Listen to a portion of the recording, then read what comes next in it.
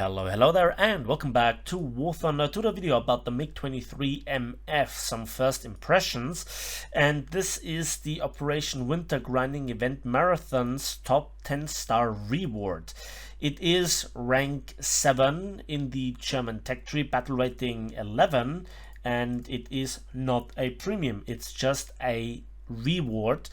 And when you get your hands on it, it will be stock, and that, my friends, will be a lot of pain. But however, it might be a talisman candidate if you have only grinded up to rank 6 so far and don't want to invest in, let's say, this premium. So let's have a look at the loadouts. Let's start here with the countermeasures. It's said that they are large caliber countermeasures, 12 of them.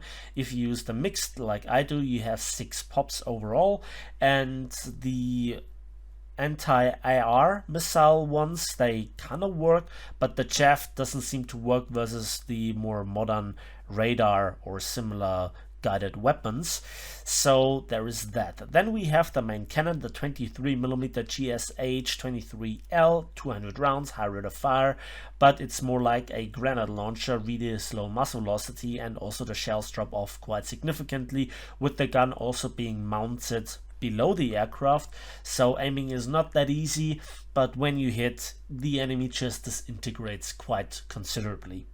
Then we have the various different loadouts of bombs and rockets, and I think here at the bottom you can see the payload for tank RB, not really what I would use, but it exists and it might come in handy also in very special rare situations in RRB, which I will put the plane through its paces in this video. There are basically 2 loadouts that I used. The 4 R60MKs, which are IR all aspect missiles, and they can pull 30 Gs. However, they are highly susceptible to flares, and sometimes they should hit, but they just don't. Kind of buggy at the moment. And I also tried the R23Rs, radar missiles basically, and I have not shot down a single plane with it. So I then basically went to the 6 R60MKs, and that's quite a nice amount of them.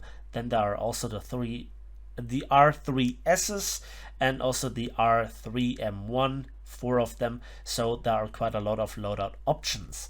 Now, with all those things in mind, here you can also see the stat card. There you can photograph it for Reddit or whatever, and I think the rest shall be explained in the gameplay. I hope you enjoy. So I just want to give you a little bit of an impression, that's why it is a first impressions, what my experience in this thing was. I'm not a chat expert, but when I play things like this, I know why I don't want to play a top tier at all. Why does it not lock on? He was perfectly in front of me. There was nothing obscuring the lock on. It should have locked like kinda here, this, right? Yeah, I couldn't make the pull, but that's not the issue. What I expect a missile to do is basically this. You spool it up, you are at basically the same distance, it locks on, you fire, he doesn't maneuver, doesn't flare, the missile hits and kills. That is what I expect. And then there are scenarios like these where it locks through the clouds but then loses the lock again, and then the aiming circle just drops wildly. And the reason why I hesitated so much is there were a lot of flares in the air, and also there was a teammate nearby. And when the Seeker does one thing, it preferably locks on to your teammate, and that caused some team kills. One of them I'll show you in just a minute. And then again, if you are shooting at people that are completely oblivious, yeah, you could do this with any other plane, right? So at least there is a kill. Here I have to dodge and I lose control and still get hit. Anyway, the thing is, the lack of reliability is something that I do really not like about this plane. Here, for a change, the flares also worked, right? That is not something that you can take for granted these days. I don't know if it is just the Western versus Eastern technology, if it is just this patch, if it is this plane being not finished or something like this. I don't know. I can't tell you.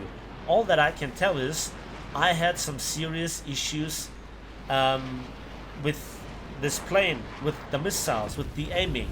And when you have all the things that very often do not work. For example, here, it's an all aspect missile, and it only locks now. He was going full afterburner. And here, yeah, one missile on an F5. Just to make sure that he doesn't put the fire out, I sacrifice a second one.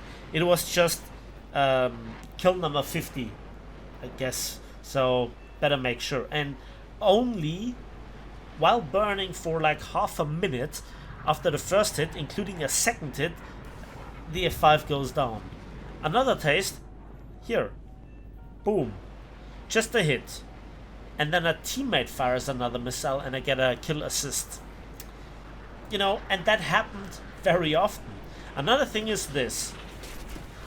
Where did that missile launch? You can rewatch it. The missile didn't launch straight ahead. It went sideways and then missed the target.